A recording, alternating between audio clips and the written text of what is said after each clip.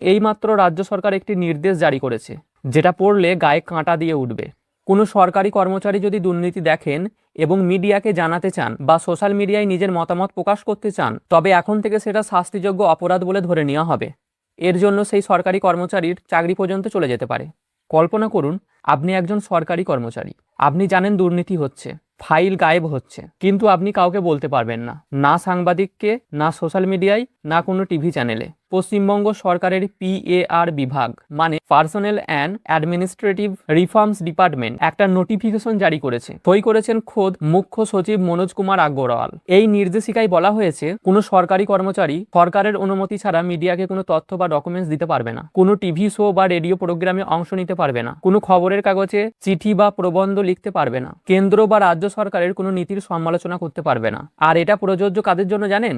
IAS, WBCS, WBPS officer থেকে শুরু করে পৌরসভার কর্মচারী, সরকারি স্কুল কলেজের শিক্ষক, এমনকি সংশোধনাগারের কর্মচারী পর্যন্ত সবাই এই নির্দেশের আওতায়। অবশ্যই এই নির্দেশের পক্ষে সরকার কিছু যুক্তিও দিয়েছেন। যেমন 1 নম্বর, সরকার বলেছেন এই নিয়মগুলো নতুন নয়, 1959, 1968 এবং 1980 সালের আইনকে মনে করিয়ে দেওয়া হয়েছে। 2 নম্বর, সরকারি কর্মচারীদের নিরপেক্ষ থাকা উচিত। তারা যদি প্রকাশ্যে সরকার বিরোধী মন্তব্য করেন তবে প্রশাসনিক ব্যবস্থা ভেঙে যেতে পারে।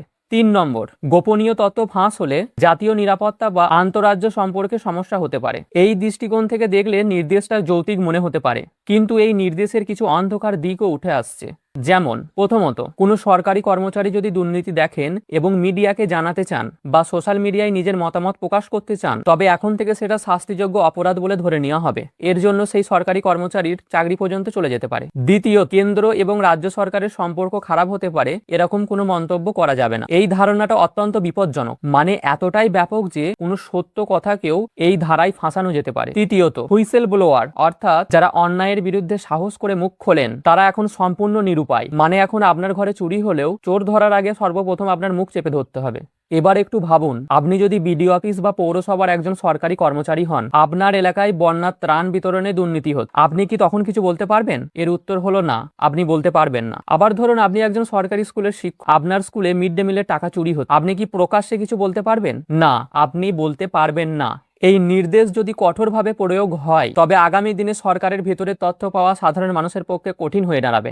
RTI অর্থাৎ রাইট টু ইনফরমেশন আইন আছে বটে, কিন্তু সেটা প্রয়োগ হতে মাসের পর মাস লেগে যায়। সে জায়গায় যদি একজন সৎ সরকারি কর্মচারী মুখ খুলতেন, সেটা অনেক দ্রুত কাজ করত। তবে সেই পথটাও কি আজ বন্ধ করে দেওয়া হলো? স্বচ্ছতা যদি বিপজ্জনক হয় তবে বুঝতে হবে লুকানোর কিছু আছে। এই নির্দেশিকা কি প্রশাসনিক শৃঙ্খলা নাকি সত্যকে চাপা দেওয়ার চেষ্টা? উত্তরটা জানা থাকলে অবশ্যই কমেন্ট করবেন।